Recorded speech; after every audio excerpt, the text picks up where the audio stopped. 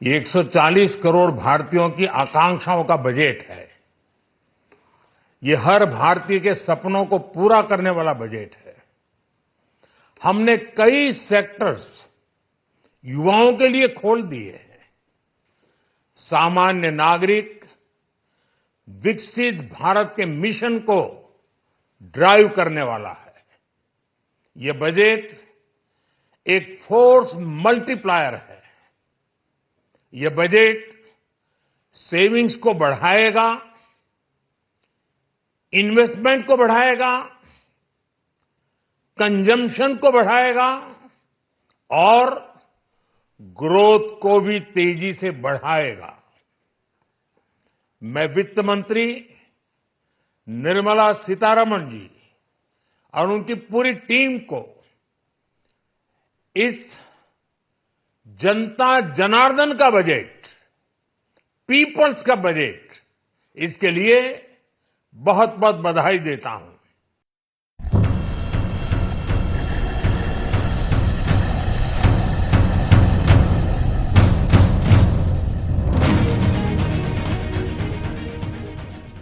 Encompasses zero poverty, 100% quality good school education, access to high quality, affordable and comprehensive health care, 100% skilled labor with meaningful employment, 70% women in economic activities and budget budget budget দেশের মানুষ নাকি মুখিয়ে ছিলেন এবারকার budget জানতে।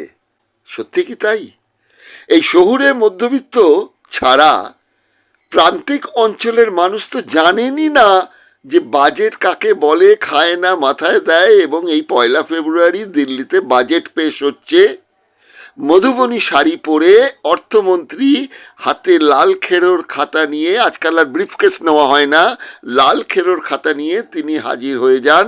এবারও হয়েছেন এবং মধুবনী শাড়ি পরা নিয়েই একটা আন্দাজ করা গিয়েছিল সামনের বছর বিহারে নির্বাচন, দিল্লিতে নীতিশ কুমারের সমর্থন নিয়ে সরকার চালাতে হচ্ছে, সুতরাং দরাজ হাতে এবার বিহারে টাকা বেলোনো হবে এবং বাজেটকে বিহারমুখী করে তোলা হবে।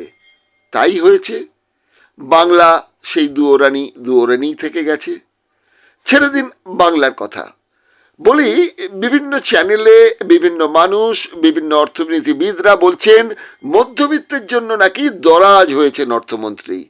12 লাখ টাকা পর্যন্ত আয়কর মুক্ত করে দিয়েছেন। 1 লাখ টাকা মাসে রোজগার করেন এমন ভাগ্যবান এদেশে কজন? আর মধ্যবিত্ত শব্দটার মধ্যেও তো রয়েছে রহস্যময়তা। যিনি বছরে 50,000-এর নিচে রোজগার করেন তিনিও নিজেকে নিম্নবিত্ত ভাবতে হীনমন্যতায় ভোগেন, তিনিও নিজেকে মধ্যবিত্তই বলেন। আবার বছরে যারা 12 লাখ টাকার বেশি রোজগার করেন তারাও নিজেদের মধ্যবিত্ত ভাবেন। এমনকি যারা 30 থেকে 50 লক্ষ টাকা পর্যন্ত রোজগার করেন তাদের আকাঙ্ক্ষা তো 1 কোটি টাকা আয়ের। আপাতত হতাশা এবং তার সঙ্গে সঙ্গে পড়শিদের হিংসার কারণ হতে না হয় তাইও তিনি নিজেকে মধ্যবিত্ত ভাবেন। কেন, ধনী বললে পরে একটু মুশকিল আছে। অথচ ভারতের 150 কোটির জনগণের আর্থিক বুনিয়াদ কতটা শক্ত সে তো নানা সমীক্ষাতেই ধরা পড়ে যায়। আপনারা পত্রিকা ও দেশের মূল মিডিয়ায় বাজেট পর্যালোচনা শুনবেন বোদ্ধা সব বড় বড় অর্থনীতিবিদদের হেঁয়ালি কথা। যশবন্ত সিং যখন অর্থমন্ত্রী ছিলেন তখন বলেছিলেন নীতি ঘোষণা করা যায় কিন্তু কৌশল গোপন রাখতে হয়। সত্যিই তাই। দিগদর্শন অর্থনীতিবিদ শ্রীকুমার বন্দ্যোপাধ্যায়ের সঙ্গে টেলিফোনে আলোচনা করেছেন 2025-এর বাজেট নিয়ে। দীর্ঘ আলোচনার পর কিন্তু অর্থনীতিবিদ শ্রীকুমার বন্দ্যোপাধ্যায় জানিয়েছেন সুমন কবিরের সেই গানটি, মগজে কারফিউ, সমঝদারোं के लिए ইশারাই কাফি হ্যায়। শুনুন এবারের বাজেট নিয়ে একটি আলোচনা।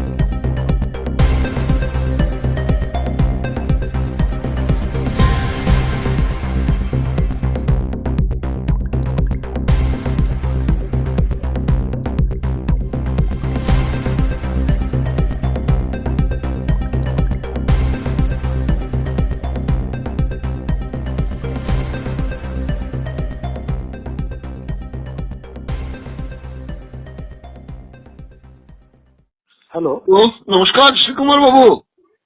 নমস্কার। আর দিগদর্শন থেকে সুজিত চট্টোপাধ্যায় বলছিলাম। হ্যাঁ বলুন। বাজেট তো হলো, হুম আশা নিরাশা দুরাশা যাই বলি না কেন, হুম একটা আমাদের প্রত্যেকেই আমরা অঙ্ক করছিলাম আজকে সকাল পর্যন্ত যে কি হতে চলেছে বাজেট, কতটা মানুষের কাজে লাগবে আর কতটা ওপর মহলের কাজে লাগবে, যেটা একটা বদনাম বিজেপি সরকারের ছিল। তো সেখানে দাঁড়িয়ে আপনি বলুন যে আজকের এই বাজেট যদি একদম এক নজরে বলতে হয় তাহলে কি দাঁড়ালো? এক নজরে যদি আমি বলেন এই বাজেটটাকে, মানে এক হাড়ি খিচুড়ি রেঁধে সব জায়গায় অল্প অল্প করে চিটিয়ে দেওয়া, হুম। মানে সব সেক্টরকেই ছুঁয়ে গেছে। হ্যাঁ। কিন্তু আমার দেখে মনে হয়নি খুব সিরিয়াসলি ব্যাপারগুলো করা হয়েছে। হুম হুম ধরুন এসএমই কে ধরেছে, হুম শিডিউল কাস্ট ভদ্রমহিলা ধরেছে, হুম মেডিকেলের সিট বাড়িয়েছে, হুম মধ্যবিত্তের জন্য 12 লাখ টাকা অব্দি ট্যাক্স মুকুব করে দিয়েছে, হুম এবং বিহারের সামনে ইলেকশন বলে ধরা ঝাঁটে দিয়েছে। হুম এবং সেইখানে আমার মনে হয়েছে কোথাও একটা দোলা চলেছিল। হুম এবং আপনি যদি দেখেন এই বাজেটে কর্মসংস্থানের কোনো দিশা নেই। হুম এবং মধ্যবিত্তদের তো দেখুন সবাই তো আর এত মাইনে পায় না। হুম মধ্যবিত্তের মধ্যে উচ্চ মধ্যবিত্ত আছে, নিম্ন মধ্যবিত্ত আছে, হুম যাদের এমনি ট্যাক্স আওতায় পারে না নিম্ন মধ্যবিত্ত, হুম কারণ তো বাজারে গিয়ে ওই দামে জিনিস কেনে। হুম তা কিভাবে মূল্যবৃদ্ধি রোখা যাবে, হুম এরকম অনেক জিনিস আছে। হুম এবং আমার মনে হয় পশ্চিমবাংলার জুট ইন্ডাস্ট্রির যা অবস্থা, হুম একটা জুট প্রমোশনাল বোর্ড তৈরি করা উচিত ছিল।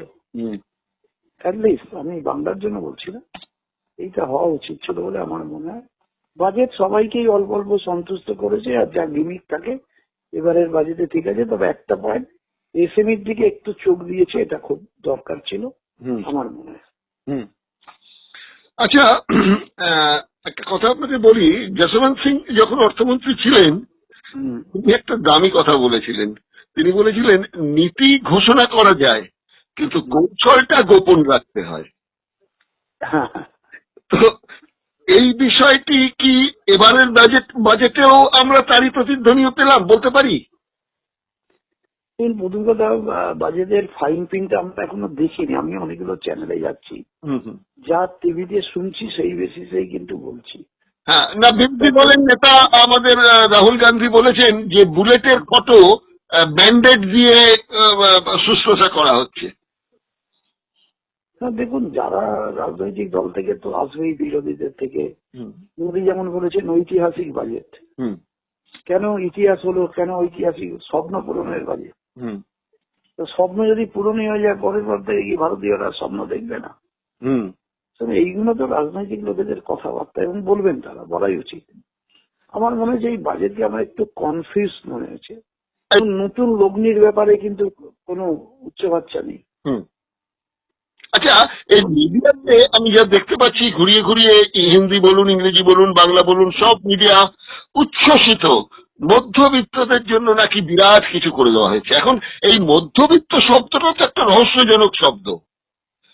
50,000 টাকা রোজগার যারা কম করে তাদের প্রায় 45 থেকে 50% মানুষ মনে করে নিজেদের মধ্যবিত্ত। আবার 4 লাখ টাকার যাদের মতন আয় করে তারাও 57% মনে করে তারা মধ্যবিত্ত। তো এই যে মধ্যবিত্তের সংজ্ঞা ভারতবর্ষের জনসংখ্যার নিরিখে কত পার্সেন্টেজ মানুষ আপনার মনে হয় এই মধ্যবিত্তের এই দারুণ বাজেটের সুফল পেতে পারে? আপনি যেটা আগেই বললেন, প্রথমেই বললেন।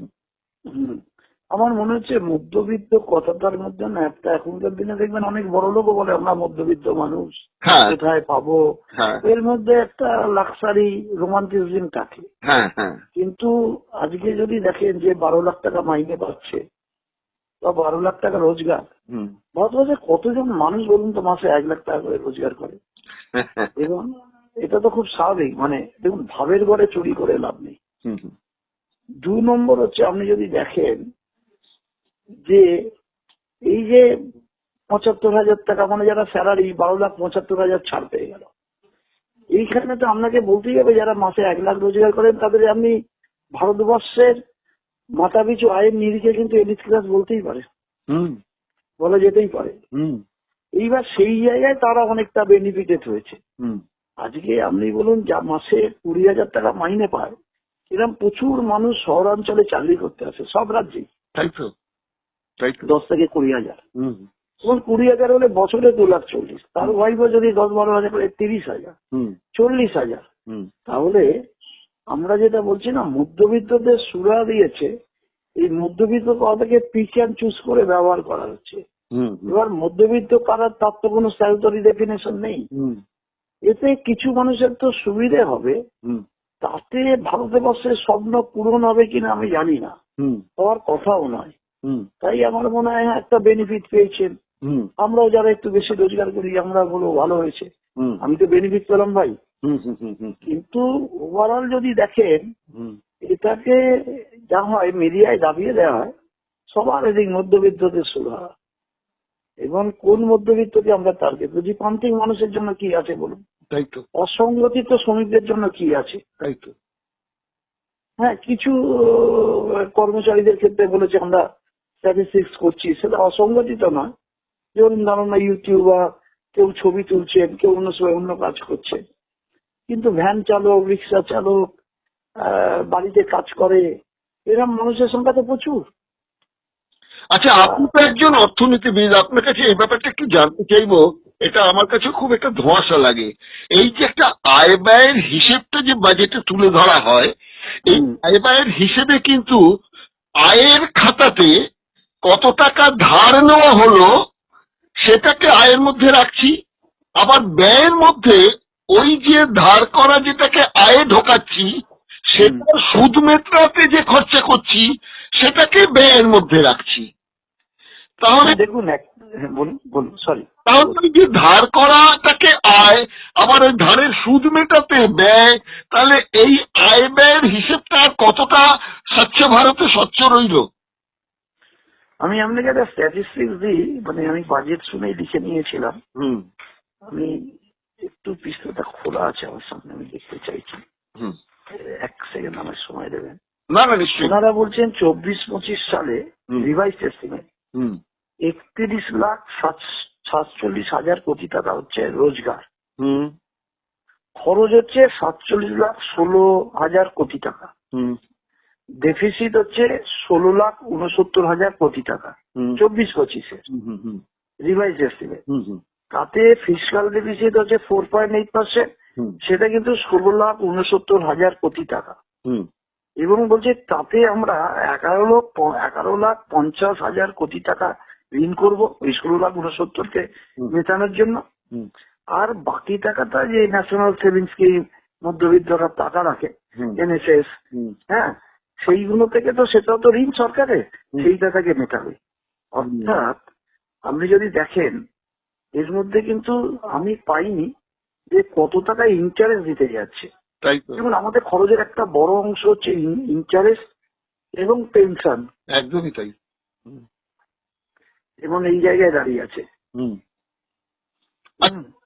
যদি বাংলার কথাই চলে আসি, একটু স্বার্থপরের মতো বাঙালি হিসেবে, বাংলা যেহেতু বিহারের সামনে নির্বাচন, এখানেতে অনেক তো প্রশ্রয় দেওয়া হলো, অনেক বাণী দেওয়া হয়েছে, কতটা কি কার্যকর হবে প্রত্যেক বাজেটেই বলা হবে সেটা হবে এটা হবে, দেখা যায় 50%-এর ওপর সেই আশ্বাসগুলো আর কোনো মানে বিশ্বাসের জায়গা থাকে না।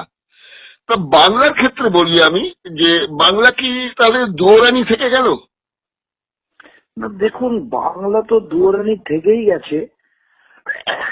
কারণ আমার মনে হয় এই যে বিজেপি সরকার, দেখুন, আমার ব্যক্তিগত মত, বাজেট পলিটিক্যাল হতেই পারে, হতেই পারে, হতেই পারে, কারণ সে তো পলিটিক্যাল পার্টি থেকে ইলেকশন করে জিতছে। নিশ্চয়ই মোদী এমন বাজেট করবে না তাহলে রাহুল গান্ধী প্রধানমন্ত্রী হয়ে যায়, একদম। এটা তো করা উচিত নয়, করবেও না। হ্যাঁ, এবার বিহারকে আপনি ঢেলে দিলেন সামনে ইলেকশন, শুধু নয়, বিহারে দুটো লক্ষ্য, একটা হচ্ছে যেহেতু নীতিশ কুমারের সাপোর্ট দিয়ে সরকারটা চলছে, নীতিশ কুমারকে খুশি করা। আরেকটা কৌশলের কথা একটু আগে আপনি বললেন যে বিহারে তেজস্বী যাদবের একটা জনপ্রিয়তা আছে, তাহলে বিজেপি চাইছে নীতিশ কুমার কম সিট পাক, বিজেপি বেশি পায়। অর্থাৎ নীতিশ কুমারের মধ্যে নির্ভরতা কমিয়ে দেবো, যে আমার সরকারই তো এতগুলো কিছু দিল।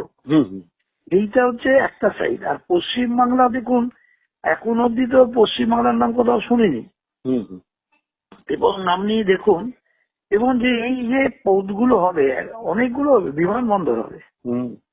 এখানে আপনার একটা প্রশ্নই আছে, এই বিমানবন্দরগুলো কে পাবে? কারণ অভিজ্ঞতা কিন্তু দেখে বলছে, একটা শিল্পগোষ্ঠীকেই দেওয়া হয়, টেন্ডার যদি অন্য কেউ কমও করে বা তাকে দেওয়া হয় না, তার বাইরে সিবিআই ইডি লাগিয়ে তাকে বলে ভাই আমি ছেড়ে দিচ্ছি, আমি টেন্ডার থেকে পালিয়ে যাচ্ছি। প্রচুর প্রচুর প্রচুর এরকম প্রমাণ আছে, প্রচুর এরকম প্রমাণ আছে। সুতরাং একটা জিনিস, আমার দুটো জিনিস মধ্যে হবে, দেখুন কেন্দ্রীয় সরকারের যে সরকারই থাকুক, আর ওই বিমানে চড়বে কে? হ্যাঁ ওই বিমানে চলবে না, বিমানে ধরুন ব্যবসা বাণিজ্য বাড়ায়, যোগাযোগ বাড়লে বাড়ায়, তার একটা ইনডাইরেক্ট এমপ্লয়মেন্ট হয়।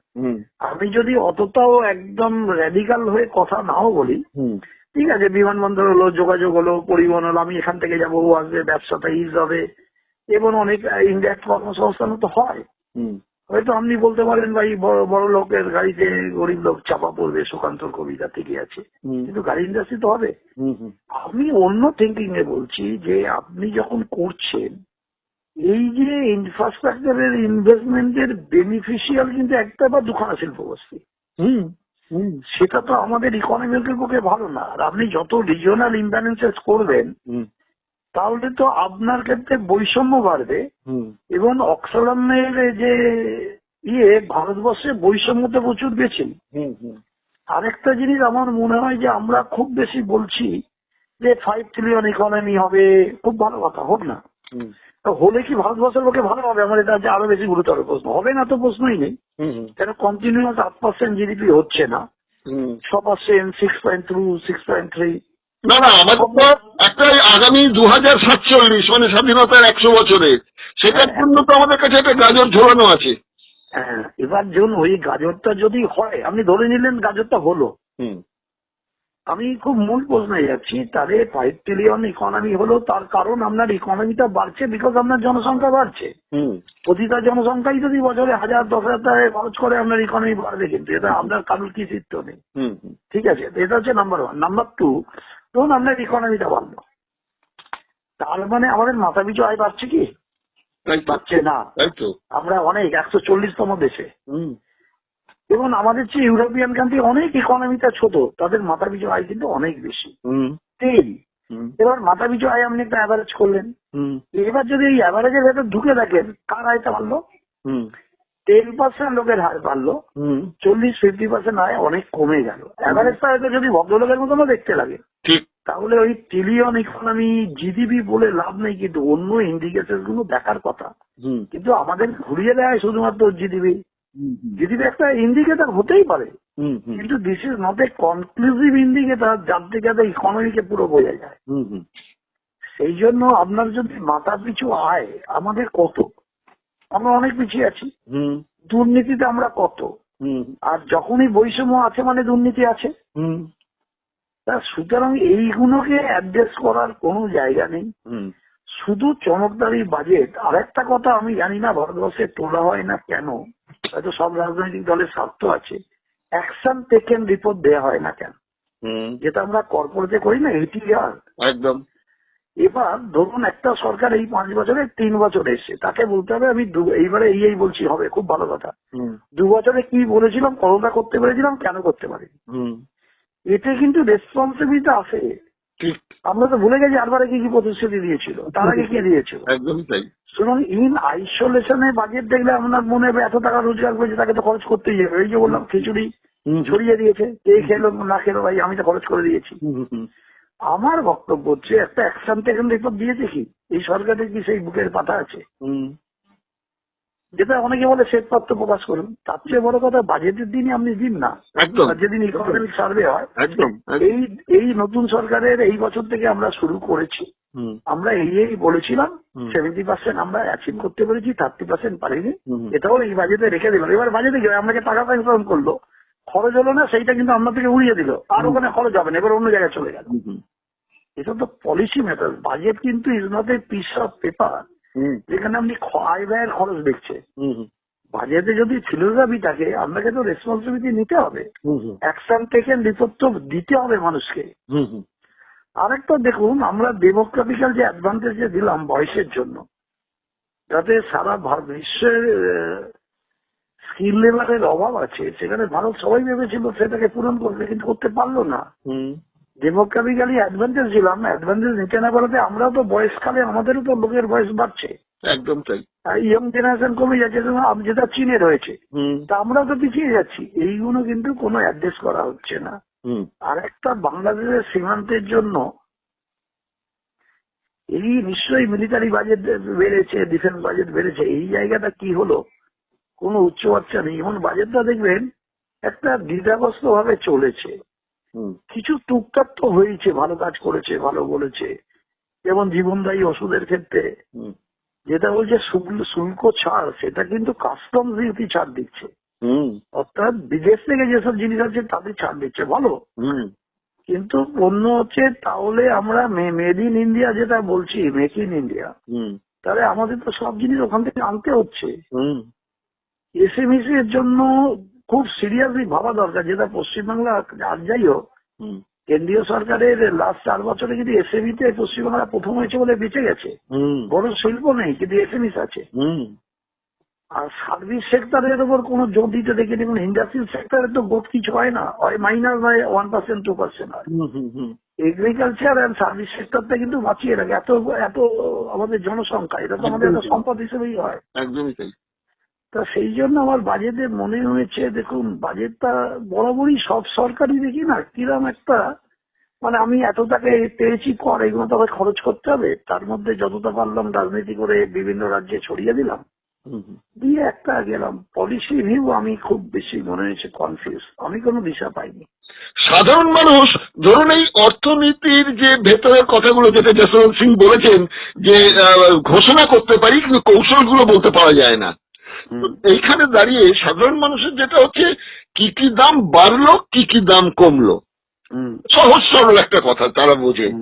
সেখানে আমরা দেখতে পাচ্ছি যে টিভি, মোবাইল, তারপর আপনার ফ্রোজেন ফিশ এবং চামড়ার তৈরি জিনিসপত্র, এই আসল খাঁটি চামড়ার তৈরি জিনিসপত্র, ফ্রোজেন ফিশ এবং টিভি, মোবাইল, এই যে দামগুলোকে কমিয়ে দেওয়া হচ্ছে, এর সঙ্গে দেশের নিম্নবিত্ত সাধারণ মানুষ, কৃষক, এদের কি সমস্যা মিটবে এইগুলো দাম কমাতে? কিছুই মিটবে না।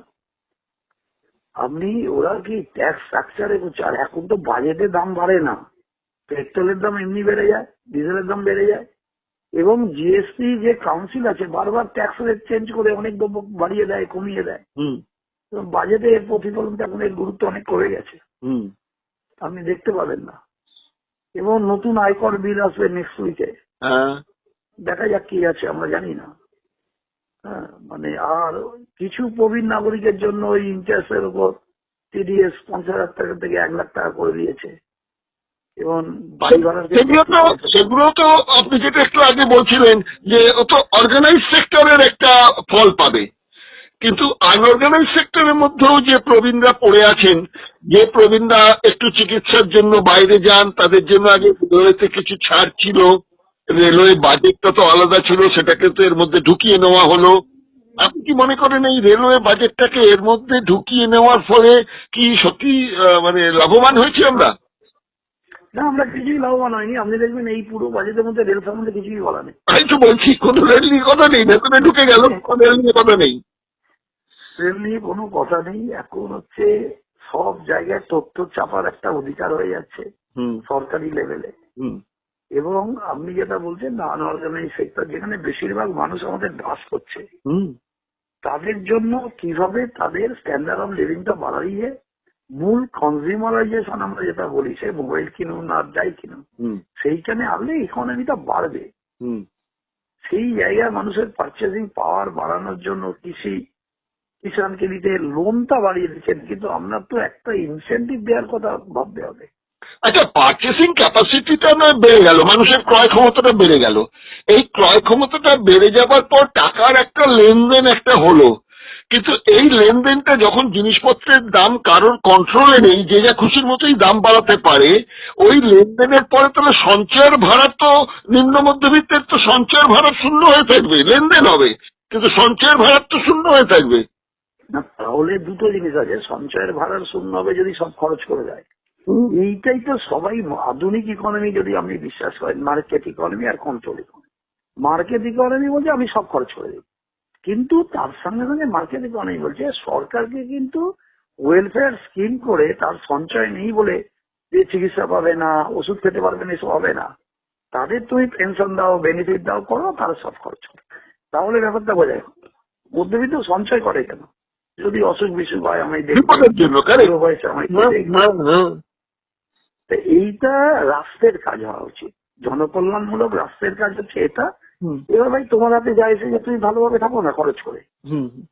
এখন তো মানুষ সঞ্চয় করে, মানে খেতেও পারছে না, তার থেকেও সঞ্চয় করছে ভয়ে ভয়ে, ভাই বুড়ো হলে খেয়ে দেখবে ভাই, আমার বয়স হলে কি হবে, যদি সে মানে যে আমার রাষ্ট্র দেখবে, তাহলে 10 টাকা দিয়ে তো সে একটু বিস্কুট খেলে, একটু ইচ্ছে হলে একটু কোকা খাবো, একটা আইসক্রিম খাবো। নাগরিক যারা আগামী দিনে গিয়ে ভোট দেবে, ভোট দেওয়ার অধিকার পাবে, আজকে যারা শিশু অবস্থায় আছে, যাকে আমরা ভবিষ্যতের নাগরিক বলে একটা সুন্দর সংজ্ঞা দিয়ে থাকি, তাদেরই তো বলছে 70% শিশু অপুষ্টির শিকার হয়ে আছে।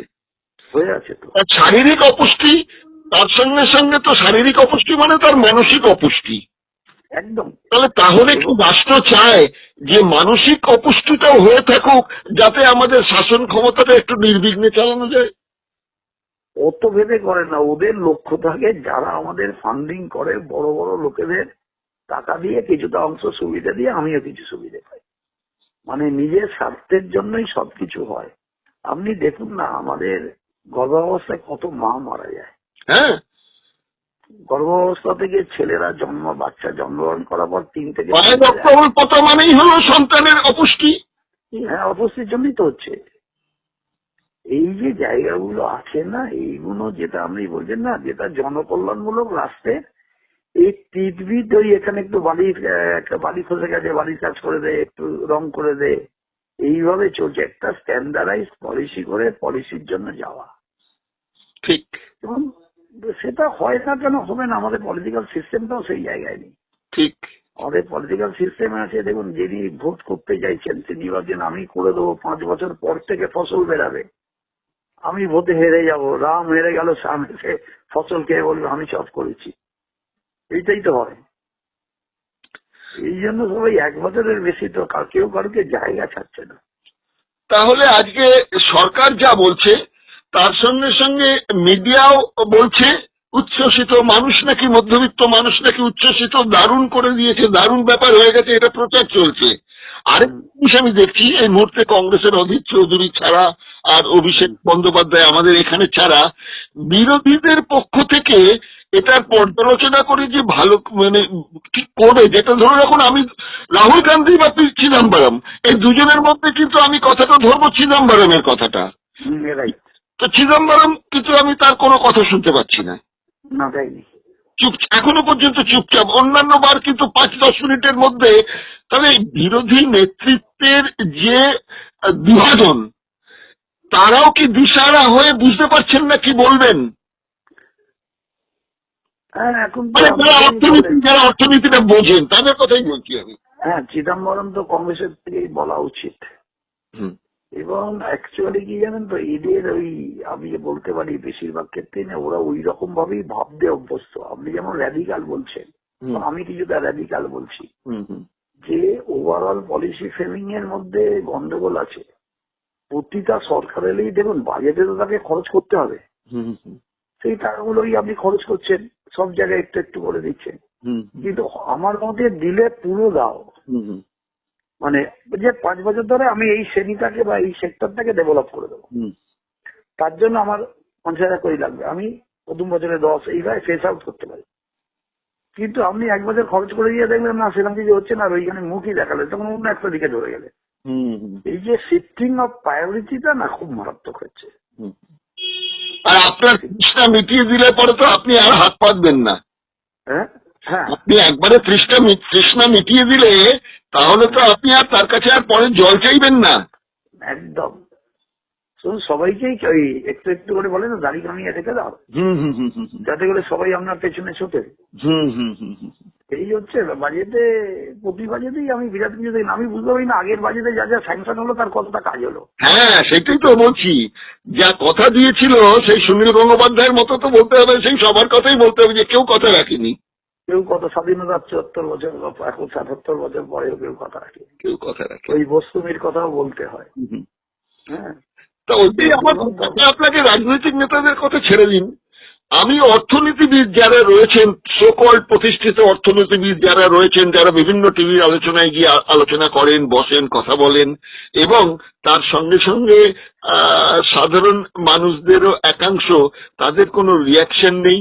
মিডিয়া, যারা বৃহৎ মিডিয়া, যাদের আমরা বলি যে পায়োনিয়ার মিডিয়া, যাদের ওপর মানুষের আস্থা বিশ্বাস রাখে, তারাও কিন্তু ওই হরিবোল সংকীর্তনে মেতে গেছেন। দেখুন, এই বড় বড় মিডিয়ার মতো বড় বড় শিল্পপতিদের হাতে একদম তারা যেরকম চালাবে সেরকম চলবে তারা। এবার মালিক যা চাইবে, মালিক তো আপনার র্যাডিক্যাল হতে পারে না। সেটা নিশ্চয়ই হবে না, কেন কেন হবে? তার নিজের সত্যিই হবে না। হ্যাঁ, তো স্বাভাবিকভাবেই মালিক চাইবে না।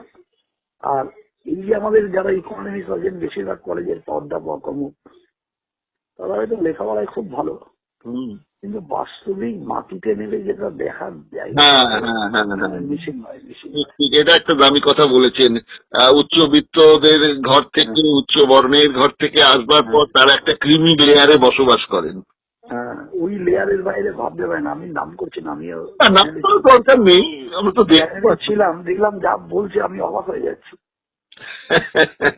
মানে এইগুলো কিন্তু বাস্তবটাই নয়, বাস্তব is something different, reality is something different. আমায় বললো আপনি এই বাজেটের এত ক্রিটিক কেন? আমি বললাম আমি ক্রিটিক নয়, আমি এর শুভকামনা করছি, কিন্তু এত বেশি বুকে আঘাত লেগেছে ভারতবর্ষের মানুষের, না তারা বিশ্বাসটার উপর বিশ্বাস হারিয়ে ফেলেছে, তাদের বিশ্বাসটা আর নেই। এই জায়গাটা অনেকভাবে করা যায়, কিন্তু করবে না, জানেন তো, আমাদের প্রতিবারই একই কথা বলতে হবে। আর চ্যানেলে ওরা 24 ঘন্টা চালাতে হবে, খবর কি চালাবে বলে ওই 12 লাখ চালিয়ে যাবে। এখন একদিন পুরো একদিন 12 লাখ 12 লাখ 12 লাখ, সত্যি করার নেই, কিছু করার নেই আর কি। এবং প্রধানমন্ত্রী যেভাবে এসে কথা বললেন স্বপ্ন পূরণের বাজেট। হ্যাঁ, মার্বেলের দাম কমে গেছে, মানে কটা মানুষ মার্বেলের তৈরি বাড়ি বানাচ্ছে, এবং কৃত্রিম সুগন্ধি।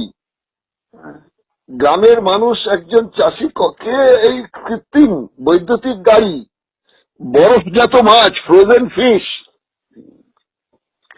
আপনি একটা যদি সার্ভে করেন 90% কি বেশি মানুষ ভারতবর্ষে জানে না আজকে বাজেট হয়েছে। হ্যাঁ, তাই তো, তাদের ইন্টার জানার দায়ও নেই, অথচ দেখা যাচ্ছে যে জিএসটির 60% দায় দায়িত্ব তাদেরই কাঁধে। এবার দেখুন, আপনি ইন্স্যুরেন্সে এফডিআই করে দিল 100%, প্রিমিয়াম কি হারে পেরেছে বলুন? হ্যাঁ, এ তো আরো বাড়বে এখন।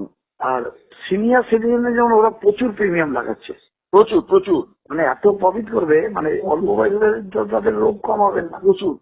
বয়স্ক হবে তাদের যে হারে প্রিমিয়াম করছে বলুন তো প্রচুর। আজকের দিনে একটা সিনিয়র সিটিজেন 64-65 বছর হলে যদি 5 লাখ টাকা কভারেজ যায়, 68 থেকে 70,000 টাকা প্রিমিয়াম, চিন্তা করুন। এটা নিয়ে কিন্তু সরকারকে বলা যে সিনিয়র প্রিমিয়ামে ভর্তিকে দেওয়া হবে। আর আপনি বাইরে থেকে লোক আনি, সে কবে পালিয়ে যাবে, ঠিক আছে নাকি? তাই তো, মানে যাচ্ছে তাই অবস্থায় আছি। ঠিক আছে, মোটামুটি একটা সঠিক দৃষ্টি দিয়ে নিরপেক্ষতার জায়গা থেকে আমরা বিচার করলাম। জানি না আমার পাঠক বা দর্শকদের মধ্যে যারা আছেন সরকারপন্থী, কেন্দ্রীয় সরকারপন্থী, তারা হয়তো আমাদের একটা অন্য নাম দেবেন। নাম দেবে তো, সেটাও ঠিক আছে, কিছু এসে যায় না, পুরস্কার তিরস্কার কলঙ্ক কণ্ঠের হাত। সেইখানে দাঁড়িয়ে আপনার যে অ্যানালিসিস একদম গ্রাউন্ড লেভেলে দাঁড়িয়ে আমাদের এই আলোচনাটাকে আশা করি হয়তো আমাদের সীমিত সংখ্যক দর্শক বা পাঠক হলেও তারা একবার এটা বারবার আপনার এই আজকের বক্তব্যটা বারবার চালিয়ে নিশ্চয়ই বুঝবার চেষ্টা করবেন যে দুধ কতটা, জল কতটা। একদম। খুব শেষ করে একটা কথা দিয়ে আজকে এখানে শেষ করছি। আগামী দিনে এর শুধু একটা কথা বলে নি শেষ করার আগে। হ্যাঁ বলুন। কবির সুমনের একটা কথা ছিল গানে, মগজে কারফিউ। একদম একদম তাই। আমি জানি না এটা কতটা প্রযোজ্য। হ্যাঁ, দারুণ কথা বলেছেন। সত্য শব্দের মধ্যে দুটো মাত্র শব্দের মধ্যে আপনি যা বলা বলে দিয়েছেন। একদম একদম দুর্দান্ত বলেছেন কথাটা, আমার খুব ভালো লাগলো কথাটা। হ্যাঁ। ওকে, তাহলে শেষ করছি আজকের মতন দাদা।